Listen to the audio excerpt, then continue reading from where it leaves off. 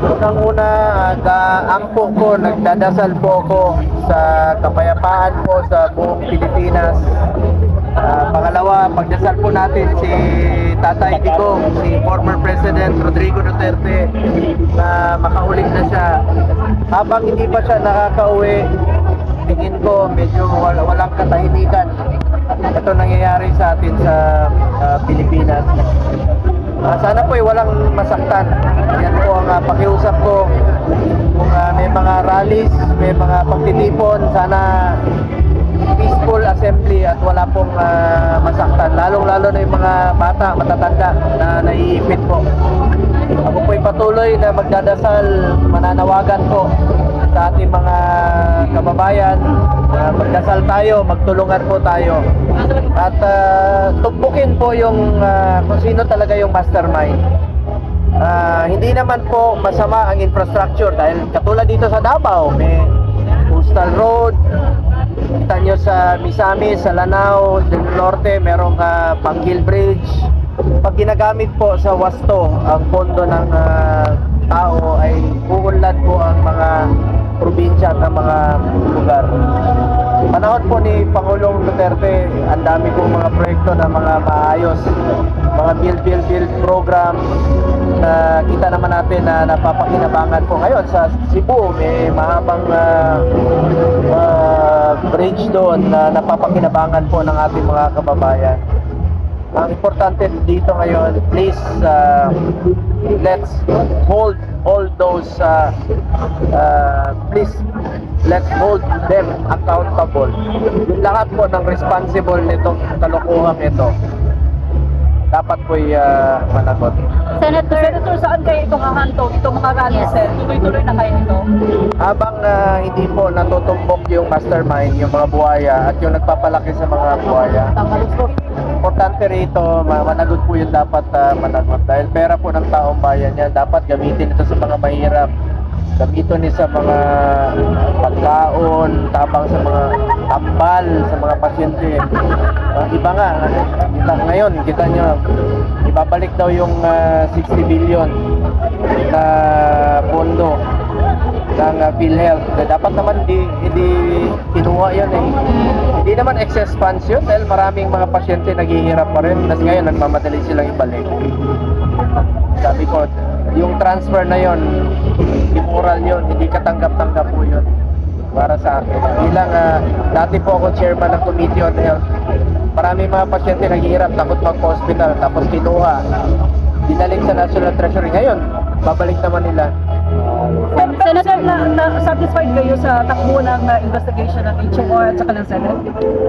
Dapat tumbukin po yung buhaya talaga. Dapat managot po yung dapat managot dito. Sabi ko nga, let's hold them accountable, all those responsible dito sa mesa. Senator, Dapat po may managot talaga dito. Hindi pwede yung hindi natutumbok talaga yung sino yung may kasalanan dito. Kinsa gito na sa dananin. Asa yung ginagikan. O ang putlon dapat ang sistema sa korupsyon. Tumpukin ang buhaya, sino nagpalaki ng buhaya, at pangatlo, putulin yung sistema ng korupsyon. Senator, what's your take on the sudden changes sa Senate and the sudden resignation of House Speaker Martin Romualdez? Sana umusad na ang ating bayan. Umusad na. Kawawa po yung Pilipino habang ganito magulo. Sa 6 na taon ni former President Duterte, hindi walang gulong ganito. Kasi in control po siya. Magulo. Sa Senado, magulo. Sa Kongreso, magulo. Yan yun, ang bilis magpalit ng liderato. Pagkamat ako'y nalulungkot, dahil unang-una yung aking advocacy, yung health, no, na wala po sa akin. Binigay po sa isang kasamahan natin. Pero respeto naman natin yan dahil nasa minority na po ako ngayon sa Senado. Pero importante sa akin dito, hindi po maputol yung serbisyo sa ating mga kababayan. Okay, thank you po, Senator. Thank you po. Thank you po. Salamat. What brings you here sa Davao City, especially sa ginagawa ngayong prayer rally, and maybe your Ah. message to the Senate Kingdoms as well? Usually naman talaga pag may panahon, weekend sa Davao po ako. At nandito ako sa Davao ngayon para ipagdasal si Tatay Digong, ang kanyang kaligtasan, ang kanyang kalusugan at ang kanyang kalayaan. Sabi ko nga, habang hindi pa nakakauwi si Tatay Digong, hindi tayo matatahimik. Hindi matatahimik ang Pilipino. Dahil nagserbisyo yun ng 6 na taon sa atin. Pangalawang rason, gusto kong makita yung buhaya na cake dito at saka yung lechon na buhaya. At saka salamat rin kay Vice President Sara Duterte sa pagtulong sa pagpakain sa mga kababayan natin dito. Wala naman pong masama na pakainin mo yung mga kababayan natin, lalo-lalo na po yung mga mahirap nating kababayan. Minsan lang sila makatikim ng lechon na baka. Ngayon, may lechon na buhaya pa. At nakikiusap rin po ako, magpatuloy po natin ang pagdadasal rin po sa proteksyon ni Vice President Sara Duterte sa kanyang mga paglalakbay po sa iba't ibang parte ng mundo na makapiling po ang mga kababayan nating Pilipino. At pangatlo po, gusto ko lang po makiisa sa mga kababayan natin dito sa Mindanao. Maraming dumating dito, hindi lang taga Mindanao, no? Yung iba taga Cagayan Valley, Nueva Ecija.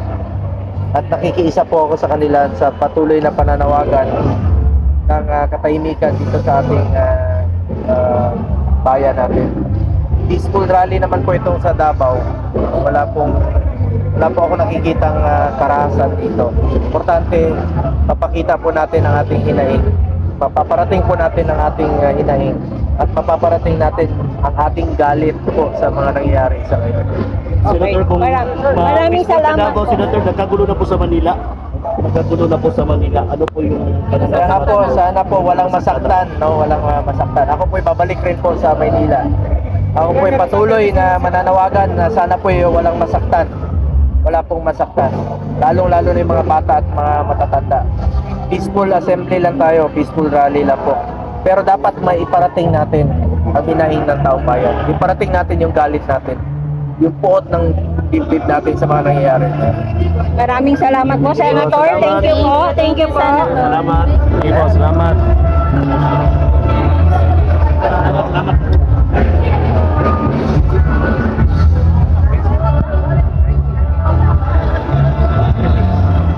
Alright, pray for Pilipinas, mga idol. Shout out, Idol Senator Bungo. Salamat sa pabola og sa ballpen. Alright, tahali dol.